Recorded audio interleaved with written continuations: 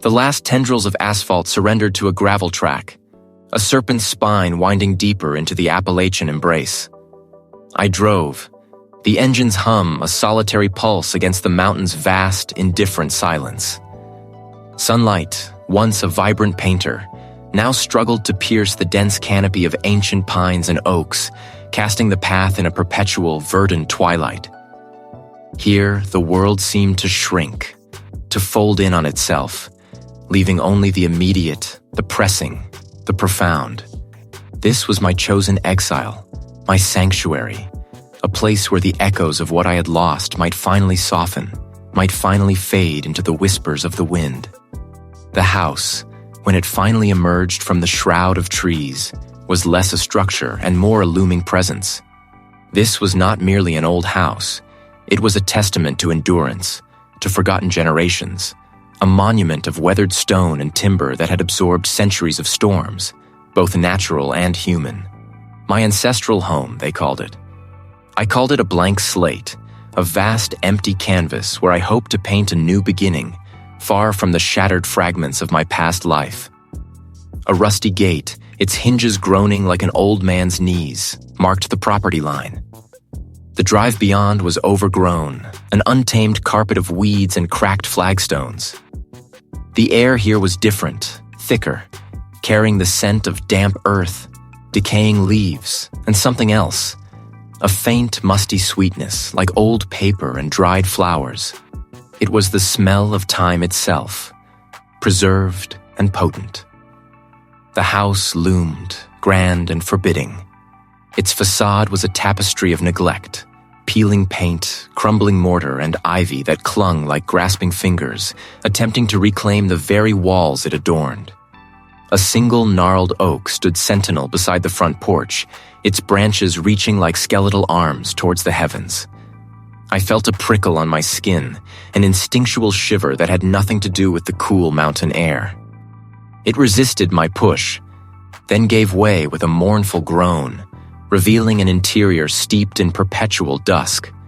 Dust motes danced in the sparse shafts of light that pierced the grimy windows, like tiny, frantic spirits caught in a slow, silent waltz. My boots echoed on the wide plank floor of the foyer, the sound swallowed by the cavernous space. To my left, a grand parlor lay shrouded in white sheets, its furniture ghostly forms beneath the drapes. To my right, a dining room, equally veiled. The silence was profound, yet not empty. It hummed with an almost imperceptible tension, a quiescent energy that made the hairs on my arms rise. I walked deeper, drawn by a sense of duty, a need to claim this vast, silent inheritance. Each step was deliberate, a conscious act of presence against the house's overwhelming past. I ascended, the wood groaning beneath my weight, a symphony of ancient protest. On the landing, a tall, arched window offered a glimpse of the dense forest, an unbroken emerald sea stretching to the horizon. Turning to explore the upper floor, I found myself in a corridor lined with closed doors, each a portal to another forgotten room. I chose one at random, a heavy oak panel that opened to reveal a bedroom, its four-poster bed draped in a thick layer of dust, the air thick with the scent of cedar and disuse. The faint light filtering through the grimy panes seemed to struggle, unable to fully illuminate the room's depths. A peculiar architectural quirk soon drew my attention. As I continued my exploration of the upper floor, seeking to understand the layout of this sprawling edifice, I encountered a peculiar structure. Curious, I ascended, expecting it to lead to an attic or a rarely used servant's quarter. Yet, after what felt like a dozen steps, the stairs curved sharply, then inexplicably straightened, depositing me back on the very same landing I had just left, the one with the arched window overlooking the forest. My mind, usually so rational, struggled to reconcile the spatial impossibility. I stood there, utterly disoriented, the quiet of the house now feeling less like peace and more like a deliberate, watchful stillness. A tremor, faint but undeniable, passed through the floorboards beneath my feet. Or perhaps it was through me. I tried it again, a test of my own perception. Up the narrow stairs, feeling the turn, the subtle shift in orientation, only to find myself once more facing the familiar arched window. It was as if the ancient timbers had exhaled a secret. My heart, which I had believed hardened by grief, began to thump with an unfamiliar rhythm against my ribs. This wasn't the solitude I had sought. This was something else entirely. The house wasn't merely old and dilapidated. It felt alive, watchful, its very architecture a testament to some unseen, unsettling will. The air, heavy with the scent of decay and something indefinable, seemed to press in on me, a tangible weight. I had arrived, and the house, it seemed, had been waiting. Ancient trees, their gnarled limbs interlocking like skeletal fingers. Finally, the gravel spat me out onto a cracked flagstone path, leading to a silhouette that clawed at the bruised twilight sky. The house. It wasn't just old. It was a wound, an edifice of sorrow carved from dark stone and timber. Its windows like vacant eyes staring into an abyss only it could perceive. I killed the engine.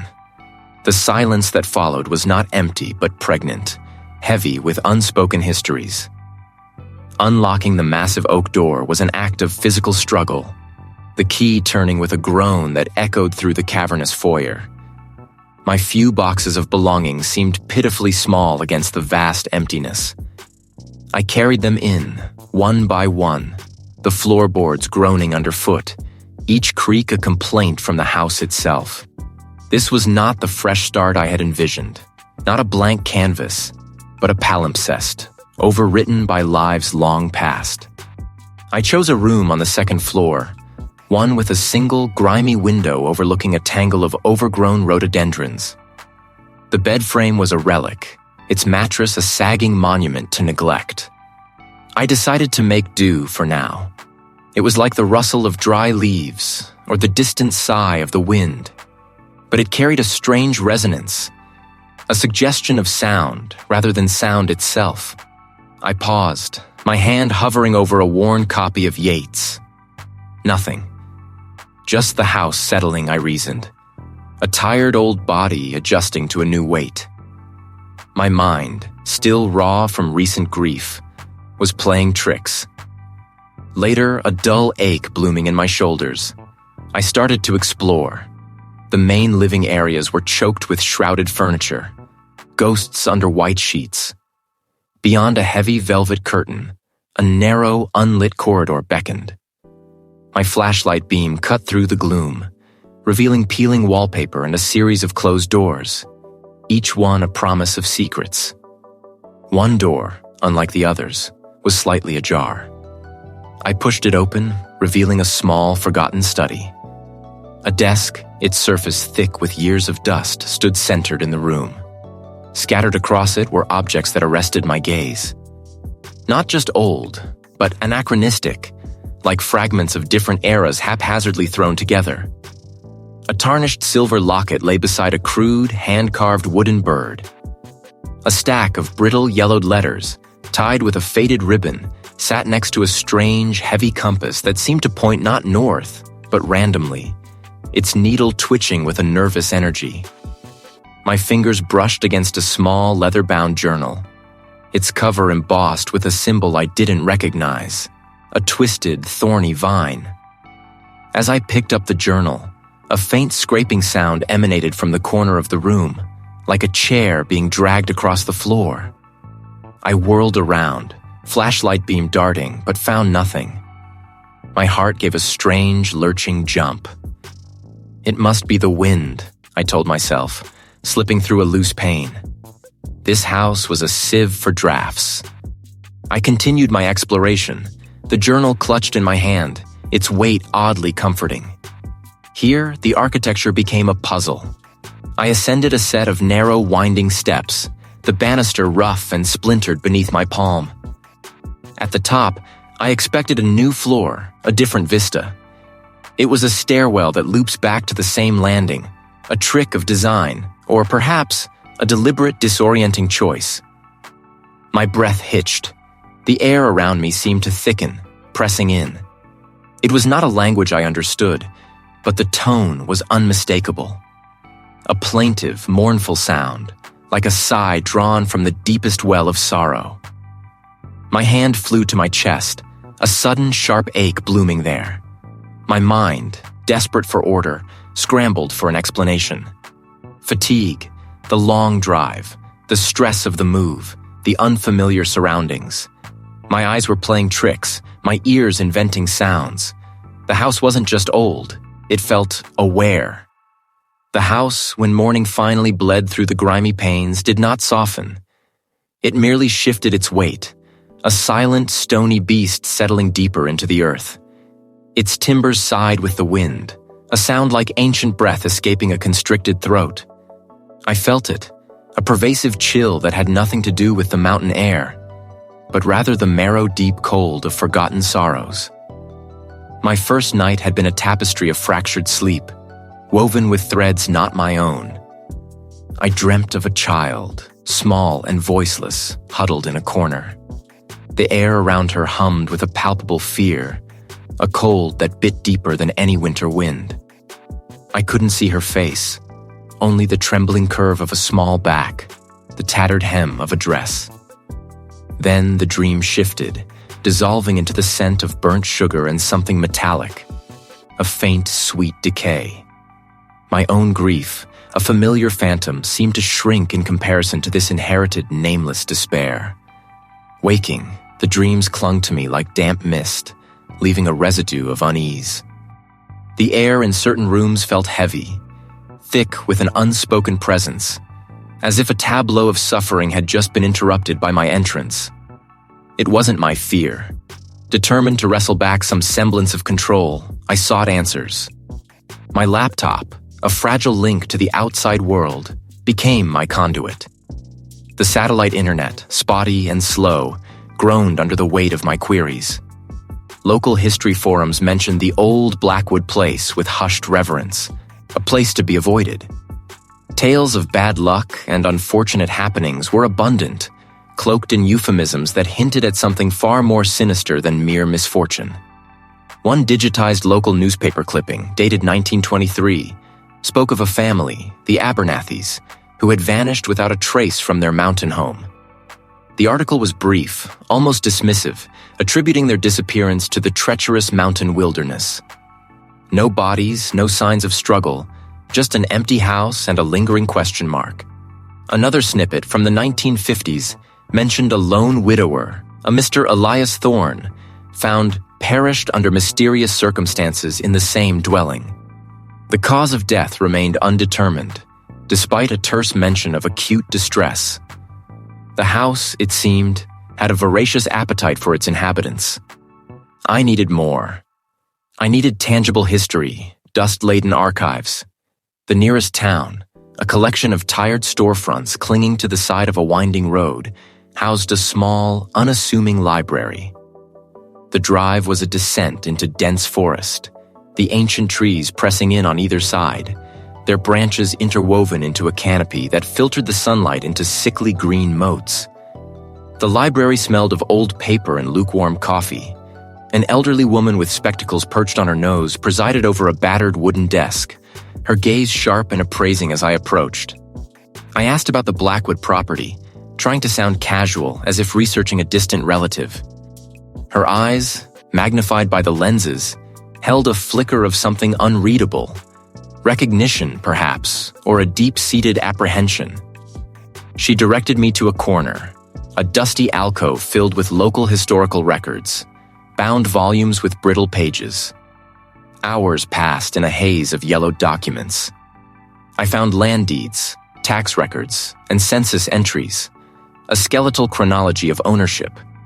The house had changed hands many times, often abruptly, often under circumstances left vague by the dry official language.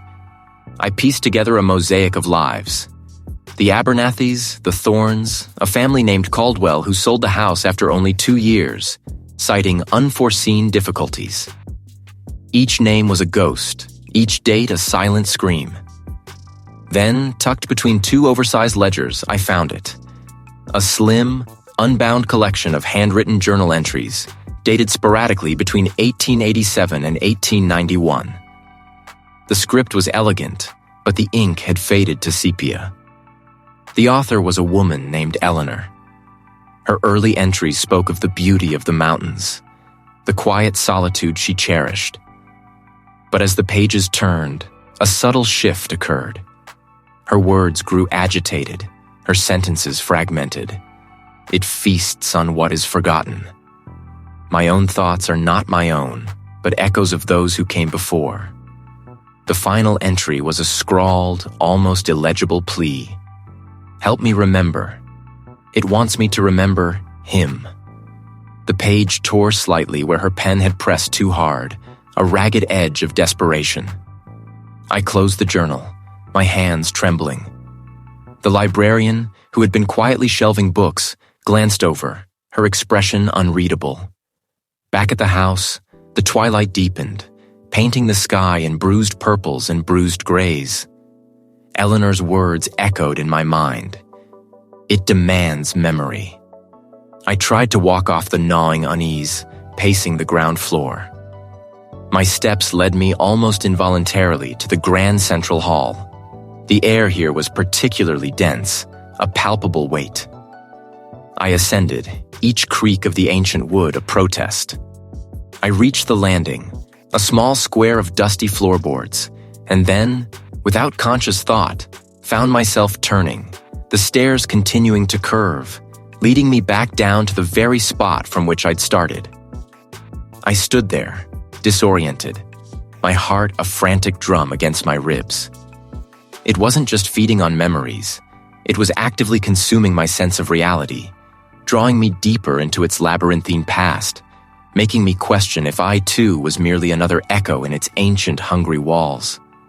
The morning light, when it finally pierced the thick ancient glass of the windows, felt thin and sickly. It offered no solace, only a pale imitation of warmth, a mockery of the sun. The words from the journal still clung to me, a shroud of dread woven tighter than any physical garment. It demands memory. My first thought was escape, or at least contact.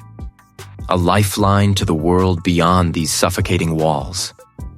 I fumbled for my phone, its smooth, cold surface a stark contrast to the rough, splintered wood of the bedside table. No signal.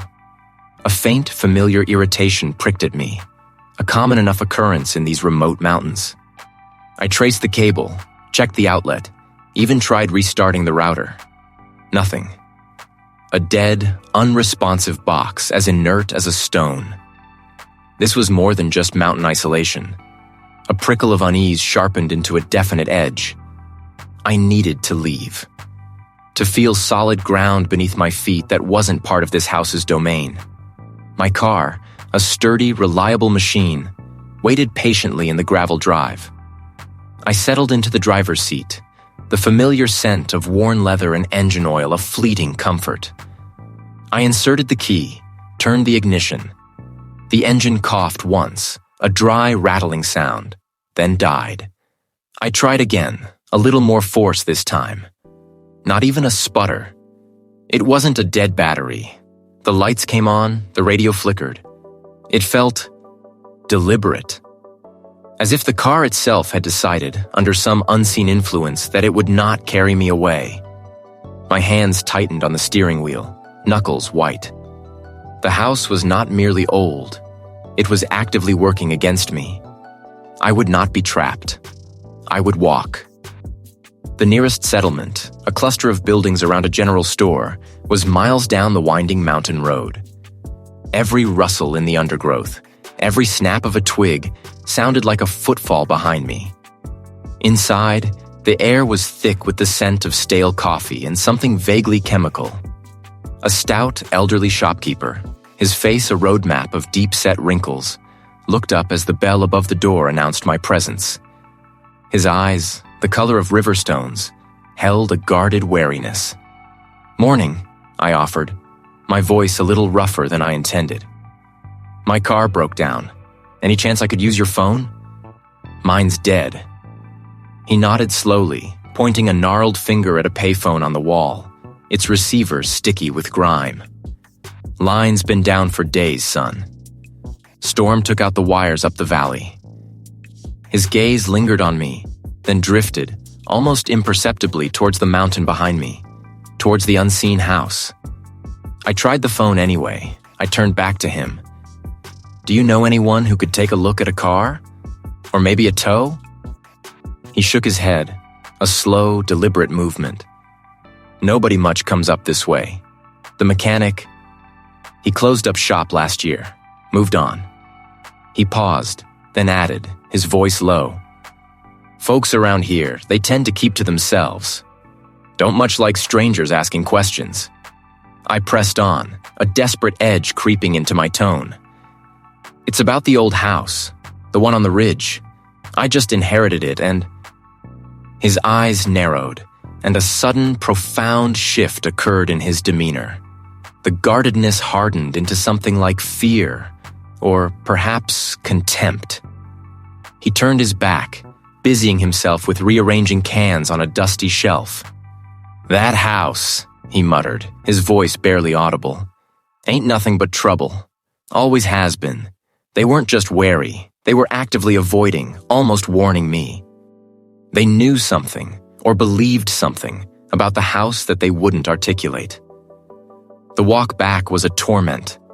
The sun had begun its descent, painting the sky in bruised purples and oranges, but the beauty was lost on me. My mind reeled.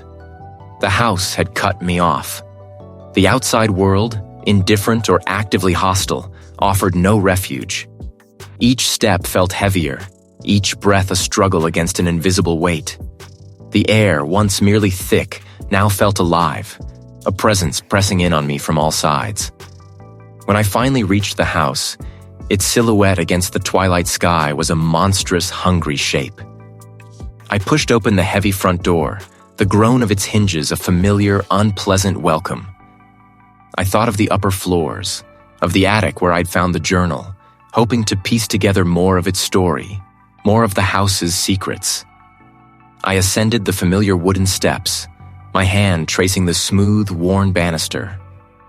One flight, then another, the creak of each riser a morbid song. I knew these stairs, but the landing was wrong, the window at its turn in a different place, the light streaming through it at an impossible angle for the height I should have reached. I spun around, my eyes darting, trying to reconcile what I saw with what I knew. The architecture had twisted, subtly, impossibly. A frantic, desperate laugh escaped me, thin and reedy in the vast, echoing space.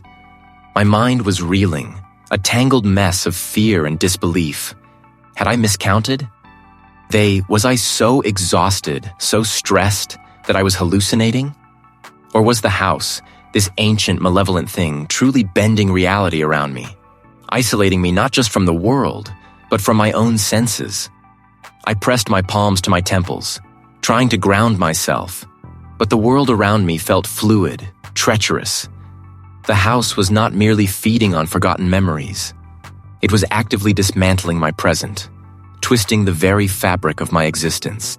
I was alone, truly alone, with a monster that wore the guise of a home. The stranger's words, a dry rustle of forgotten leaves, clung to the air long after I had turned from the small, wobbly table. Some things are best forgotten. The phrase echoed the brittle parchment of the journal, a chill deeper than any mountain wind sinking into my bones. They weren't just words. They were a covenant, a warning, whispered from the shadows of a history I was rapidly unearthing. To forget was to surrender. The drive back to the house was a blur of mist-shrouded pines and winding gravel paths. The vehicle's tires crunched a rhythm that felt less like progress and more like an insistent drumbeat. Each turn brought me closer to the looming silhouette, its gables like jagged teeth against the bruised sky. It wasn't just a house. It was a hungry maw, waiting. A floorboard groaned above me, not the usual settling of old wood, but a deliberate, heavy sigh. I stopped, listening. Nothing. Only the slow, deliberate tick of a grandfather clock in the distant hall, a sound I hadn't noticed before, its rhythm too slow, too measured, as if counting down to something terrible. Then, a book, a thick tome on Appalachian folklore, slid from a shelf in the library, landing with a soft, dusty thud at my feet. I stared at it, my breath catching in my throat. I hadn't touched it, hadn't even been near that shelf. My gaze swept the room, searching for an explanation, a draft, a tremor, anything. The house was no longer merely observing, it was reaching. As I ascended, the planks beneath my boots no longer simply creaked. They moaned, a low, guttural sound that seemed to emanate from the very heart of the structure. I reached the first turn, the landing where the loop began, and paused. The air here was heavy, thick with the scent of dried roses and something undeniably acrid like burnt hair. My eyes scanned the wall where the loop of the stairwell began its ascent to the next floor. It was a familiar expanse of faded wallpaper, patterned with tarnished gold fleur-de-lis. But as I looked, a subtle warping began. The pattern seemed to ripple, the paper pulling taut, then slackening, as if a great unseen hand was pressing against it from behind. My fingers, trembling slightly, traced the line. It was a door, cleverly concealed, perfectly flush with the wall. A shiver ran down my spine. How many times had I passed this spot? How many times had this portal remained hidden, waiting for this precise moment? With a deep, shuddering breath, I pressed against it. The wood groaned, a sound of protest and reluctant acquiescence, and the door swung inward without a latch, without a sound. Beyond lay not another room, but a narrow, winding passage, choked with the same heavy air and a suffocating dust that tasted of ages. I pulled out my phone, its flashlight beam a weak, struggling beacon against the encroaching gloom. The passage was unadorned, rough-hewn, unlike the finished carpentry of the house. This was an older secret, a deeper one. I descended, each step echoing too loudly in the confined space. The passage twisted, then opened into a small, irregular chamber carved directly into the earth beneath the house. On a rough wooden shelf built into the earthen wall sat a collection of forgotten things. A child's porcelain doll, its painted eyes chipped, one limb snapped cleanly at the elbow. Beside it, a tarnished silver locket, its clasp broken, lay open to reveal faded, unidentifiable photographs. A single, intricately carved wooden bird, its wings spread as if in flight, but its head was missing, a jagged, splintered neck remaining. Each object spoke of abandonment, of lives cut short or violently disrupted. But it was the wall opposite the shelf that truly seized me. Scratched into the rough earth, almost too faint to discern, was a series of crude, repetitive etchings. They were not words, nor pictures in any conventional sense, but a repeating pattern of jagged lines, like teeth, like thorns, like the peaks of the surrounding mountains. It wasn't just dust. It was old, dried blood. Remember. The porcelain doll's empty gaze felt fixed on me. The air grew impossibly heavy, pressing down, crushing the breath from my lungs. The porcelain doll's empty gaze felt fixed on me, a void that somehow held a profound, chilling weight. The air, already a sepulcher of forgotten breaths, grew impossibly heavy, pressing down, crushing the breath from my lungs until my ribs ached with the effort of simply existing. And then, at the very edge of my vision, a fleeting distortion in the air shimmered, a ripple in reality that suggested the world itself was not quite solid, not quite true. My heart did not pound. It simply clenched, a stone within my chest. I took a stumbling step back, away from the doll, away from the oppressive, unseen presence that radiated from it. The pull intensified, leading me not to a new room, but to a place I knew, yet had not truly seen. A strange architectural anomaly I had dismissed as an eccentric quirk, a forgotten design flourish. My breath plumed in the air, a ghost of myself, full of a low, resonant hum, a vibration that resonated not in my ears but in my bones, a deep, continuous thrum. It was the house, I realized with a sickening lurch, not just breathing, but speaking. My hand quite suddenly felt heavy, weighted with an unknown purpose. I reached into my pocket, my fingers closing around a stub of charcoal I had used for sketching the decrepit architecture. I hadn't consciously thought to bring it, yet there it was, a tool provided. An overwhelming urge seized me, a compulsion that bypassed thought and went straight to action. My hand moved, not entirely my own. It wasn't wild or uncontrolled, but guided, precise, drawing lines I hadn't conceived. The charcoal scraped softly against the aged wood, a whisper in the echoing silence. Loops formed, then intersected, twisting back on themselves, creating a complex, unsettling knot. It wasn't an abstract doodle. It was a symbol, intricate and ancient, resembling a distorted, many-branched tree, its roots delving deep, its branches reaching out, but all of it bound, woven into a single hungry vortex. It was not a vision, not a voice, but a knowing that settled deep in my core. The symbol was a depiction of memory, of lineage, of time itself, not flowing, but consumed. The house was not merely haunted by its past, it fed on it. And now it was hungry for mine. It wanted something specific, something vital. A name, perhaps. A face. A single pivotal event that had been carefully pruned from my own family tree, buried so deep I hadn't known it existed. The house wasn't just manifesting trauma, it was seeking to reenact it, to force me to remember a specific forgotten event or person tied to its past, to my lineage. My head throbbed, a dull, persistent ache behind my eyes. The house's intent was no longer a vague malevolence. It was a focused, relentless hunger, and I was the prey it had patiently lured into its maw. The air in the stairwell thrummed with a renewed intensity, a silent, triumphant vibration. It had spoken, and I had understood.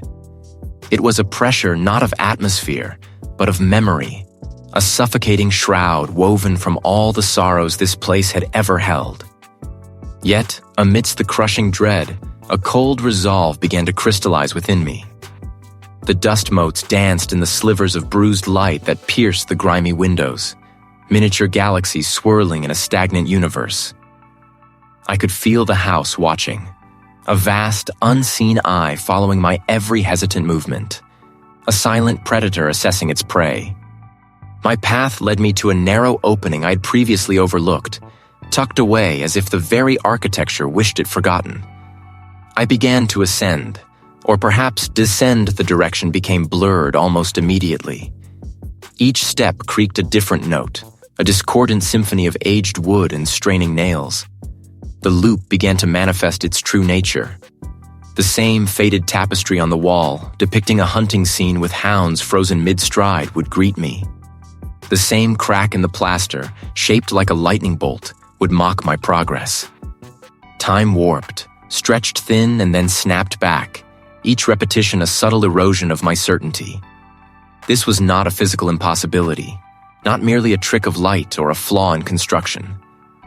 This was the house-twisting perception, bending reality to its will. My mind, already frayed, struggled to maintain its grip. Was I truly moving, or was I merely an anchor point, while the house spun around me, a dizzying carousel of decay? It wasn't a vision, nor a sound, but a profound knowing. My hand, still grasping the banister, felt suddenly different, smaller, calloused, yet trembling with a desperate fear. The air grew thick with the metallic tang of old blood, faint but undeniable, clinging to the wood. Elias. And with it, a fragmented memory, sharp and brutal. The glint of a heavy, blunt object, the sickening thud against something soft, a muffled cry that tore through the fabric of the past. A wave of nausea washed over me. This was my bloodline. Elias, an ancestor. The crushing weight intensified, morphing into a suffocating shame, a profound guilt that was not mine, yet felt utterly inescapable. This was the terrible act, the ancestral sin. It had happened here, within these walls, on these very steps. A life taken, brutally, deliberately, and the house remembered. The air thrummed with a silent accusation directed solely at me. It wasn't just feeding on forgotten memories, it was demanding an accounting. It wanted me to bear witness, to feel the weight of what Elias had done.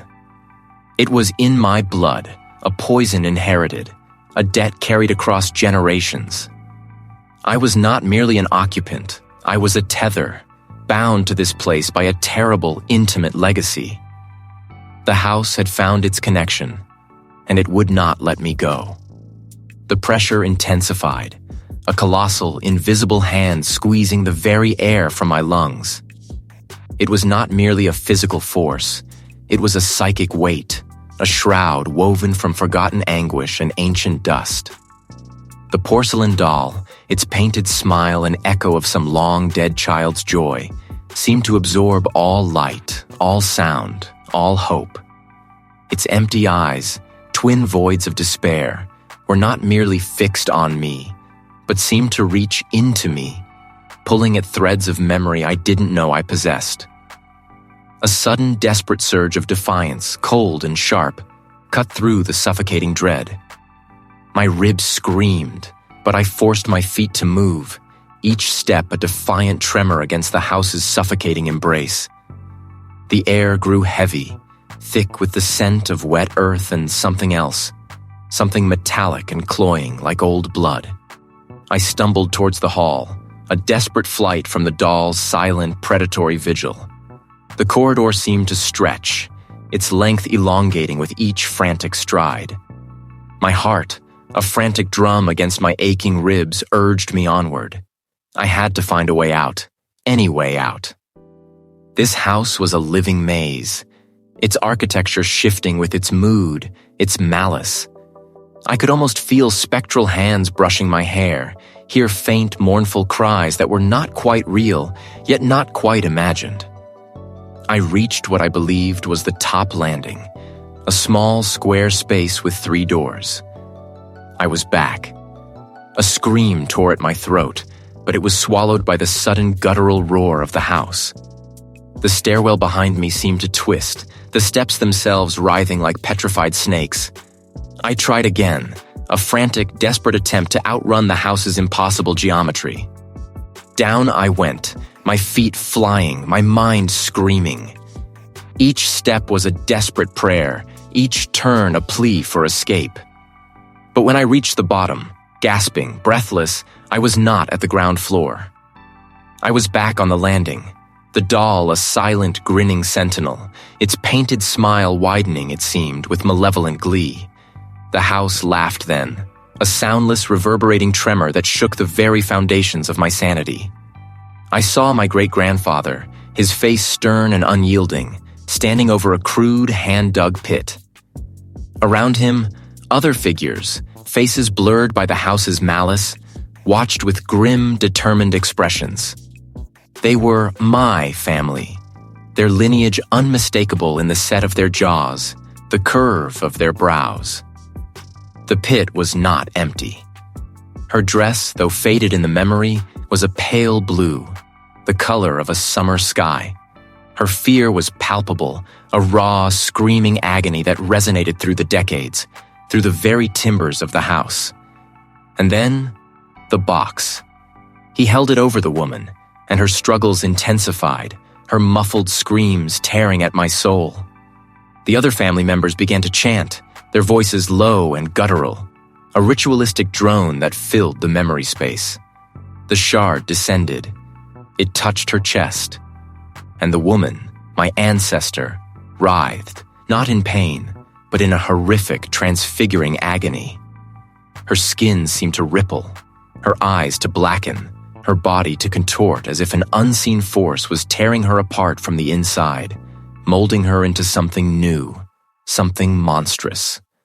Or rather, it was built upon her, fueled by her unwilling sacrifice.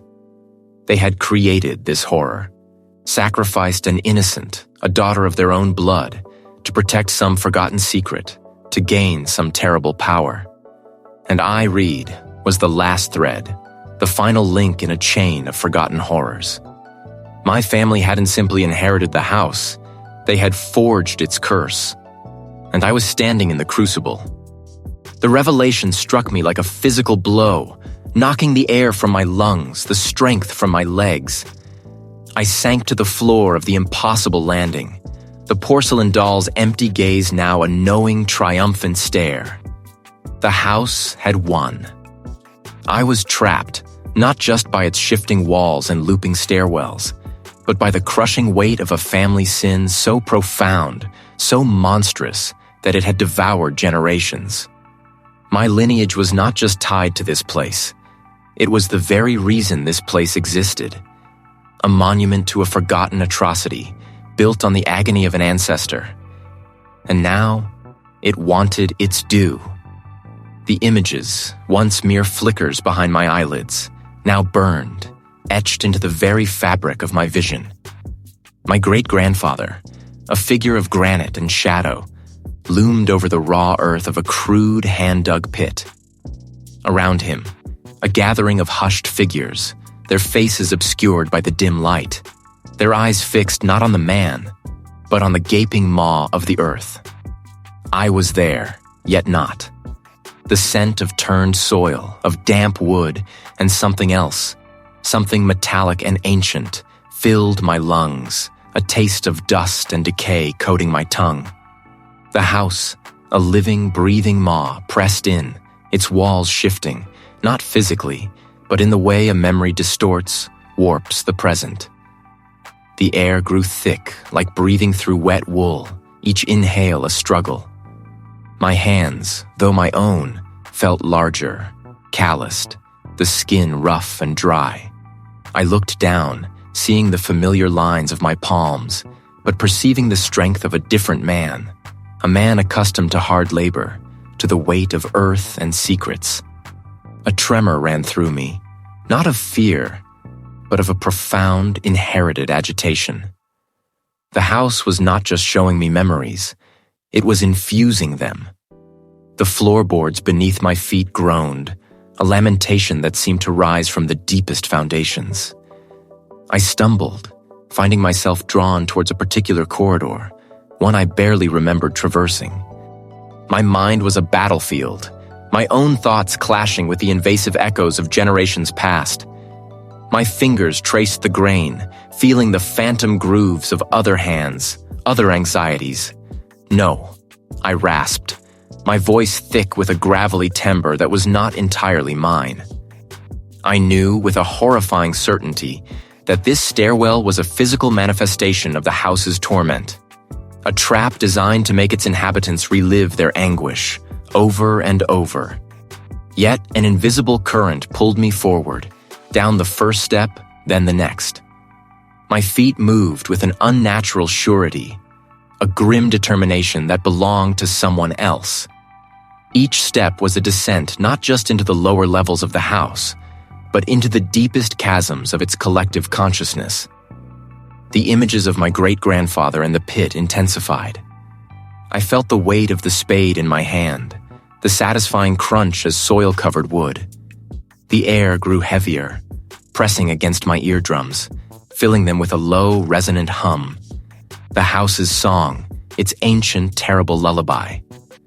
I saw a woman, her face etched with sorrow, standing at the foot of these very stairs, her eyes wide with a silent scream. I felt her despair, the crushing burden of a secret too heavy to bear. My body began to move with a purpose that was not my own. I reached the bottom landing, then found myself inexplicably at the top again, the loop complete.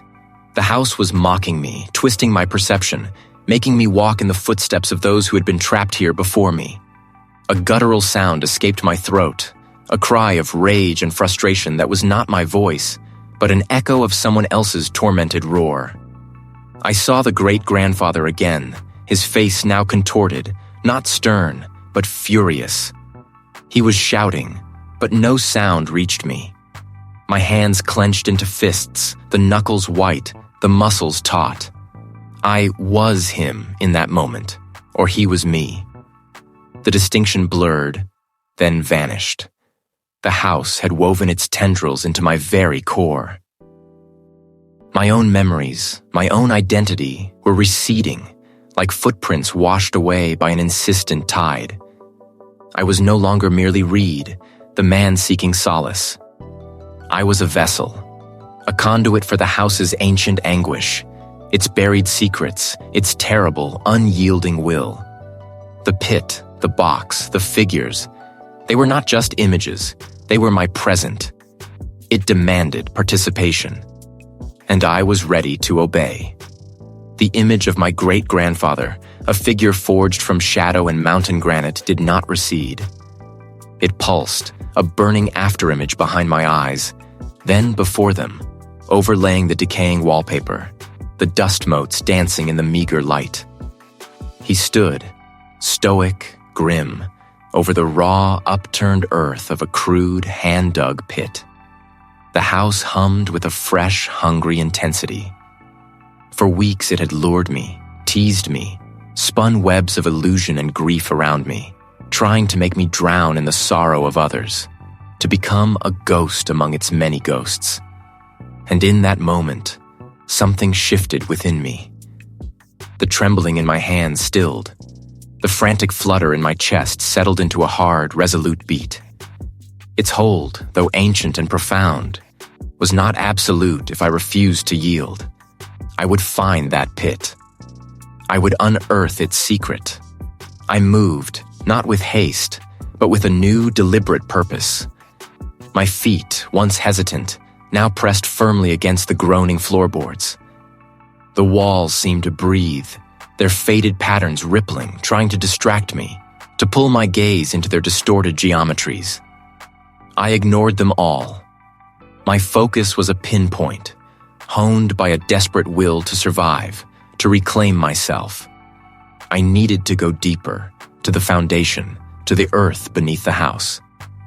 The cellar, or what remained of it, was the only logical place. I remembered a set of steps, hidden behind a sagging tapestry that led down into the gloom. But the house, sensing my intent, began its true resistance.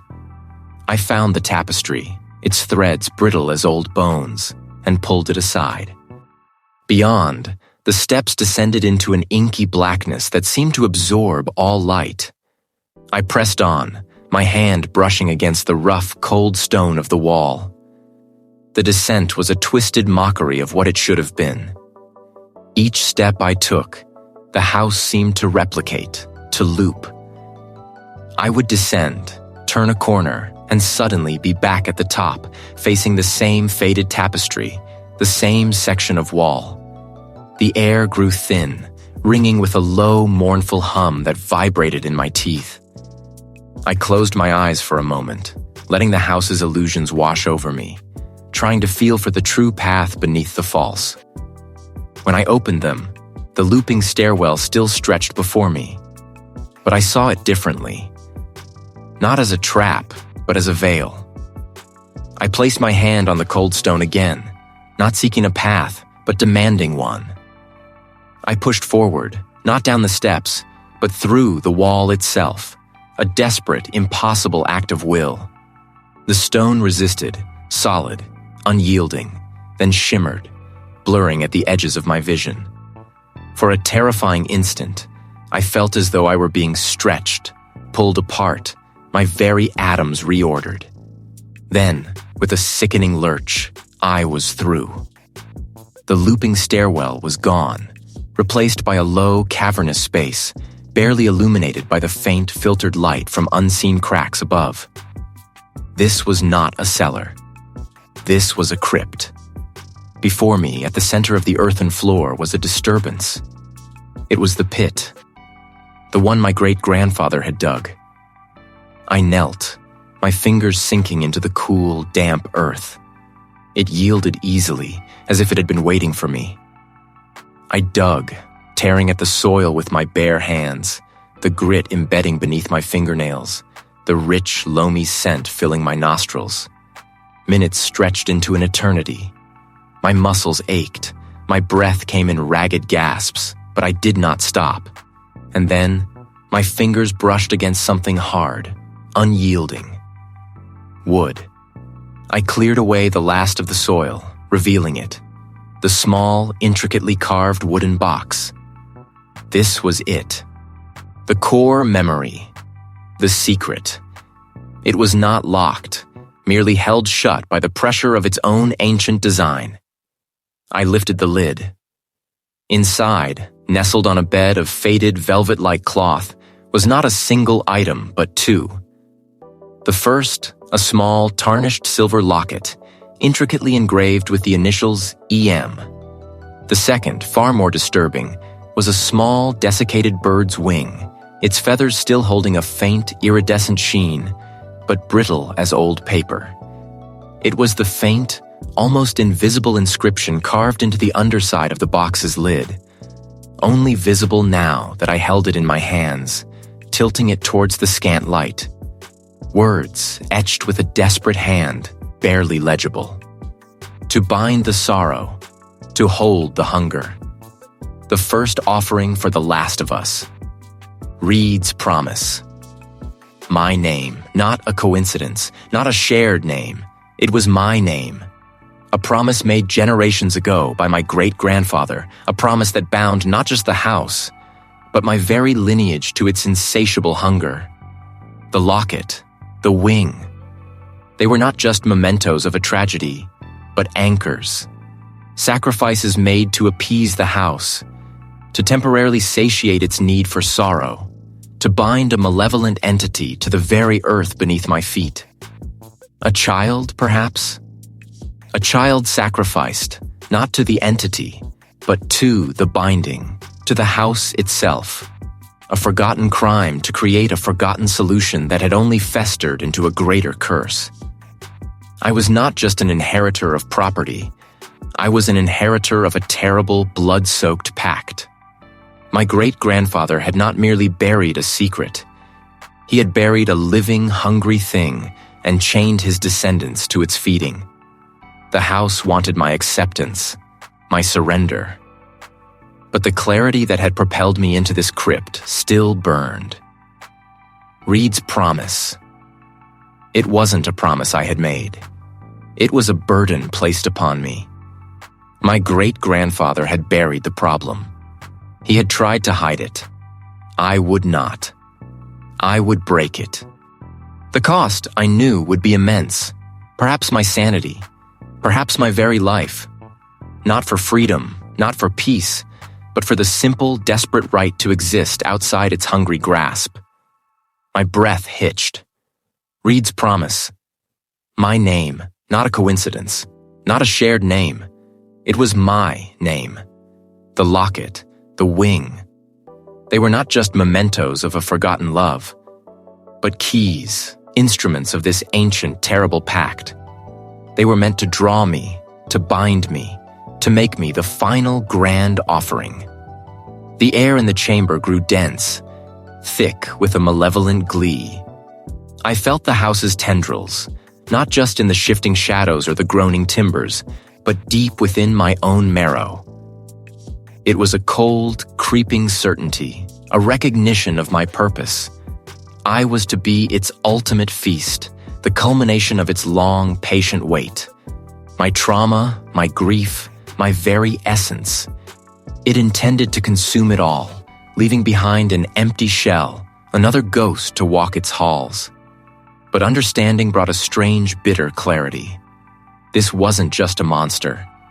It was a wound, an ancient sorrow that had festered and grown hungry. It fed on forgotten pain, on trauma repressed until it became a whisper in the walls. To truly break it, I couldn't simply destroy it. I had to deny it the oblivion it sought in others' memories. A tremor ran through the floorboards, a low rumble that vibrated through my teeth. The house knew. It recoiled from my newfound understanding, its hunger turning to a desperate, furious grasping. It threw images at me, fragments of my deepest fears, the raw edges of my own recent tragedy. The face of a loved one, distorted, accusing. I clutched the locket, its cold metal digging into my palm, a tiny anchor in the storm of psychic assault. No, I whispered, the word a fragile shield against the onslaught. No more. You will not forget your beginning. I turned, my gaze drawn not to the gaping maw of the chamber, but to a narrow, twisting passage I hadn't noticed before, hidden behind a tattered tapestry. This was it, the heart of its forgotten suffering. Step by agonizing step, I moved. The passage opened into a vast, unsettling space. And at its center, rising like a gnarled, skeletal tree, was the stairwell that loops back to the same landing. Only here it wasn't wood and plaster, but rough-hewn stone, ancient and slick with moisture, spiraling endlessly into the gloom above and below. This was the circulatory system of the house, the conduit for its endless cycle of consumption. I could feel the trapped memories here, the echoes of countless lives, a symphony of muted anguish.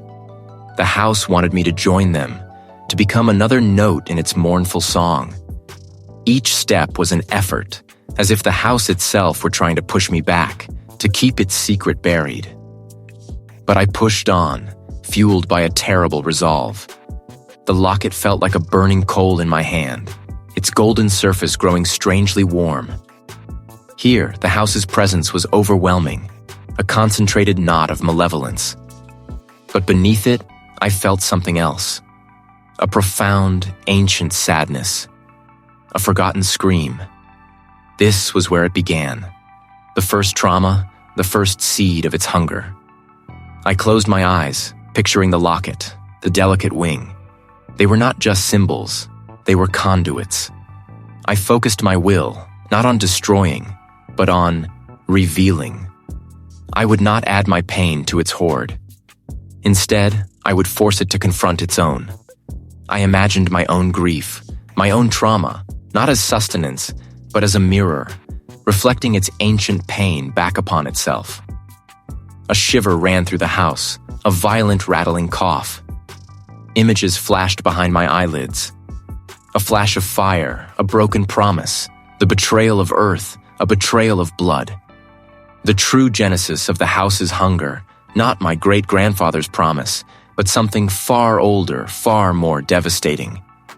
The house bucked and roared around me, a sound like mountains tearing apart. Dust and fine grit rained down. The stone stairwell vibrated, threatening to crumble. I held fast, my knuckles white, my mind a fortress against its desperate attempts to shut me out, to rebury its truth. I poured my defiance, my refusal to be consumed, into the locket, into the very stones. The rumbling died. The malevolence receded, pulling back like a tide, leaving behind a profound, aching sorrow. The house felt. A shell. The house still stood, its timbers still groaned, but it was inert. A monument to sorrow rather than a living, hungry entity. I walked out of the front door, leaving it ajar. The morning sun, a pale, hesitant disk above the distant peaks, felt alien on my skin. The world outside was the same, yet irrevocably changed. The house was no longer a threat, its insatiable hunger quelled, its ancient trauma finally confronted. I was free, yes, but at what cost? The memory of its ancient sorrow, its primal betrayal, clung to me like a shroud. I had seen its depths, felt its hunger, and in forcing it to remember, I had remembered too much. The world now seemed thinner, more fragile. Every creak of a floorboard, every rustle of leaves, held a new, sinister resonance. The cycle, I feared, was not broken, only paused. And I, the reluctant keeper of its terrible truth, was left to carry the weight of that understanding, forever scarred, forever vigilant, forever afraid.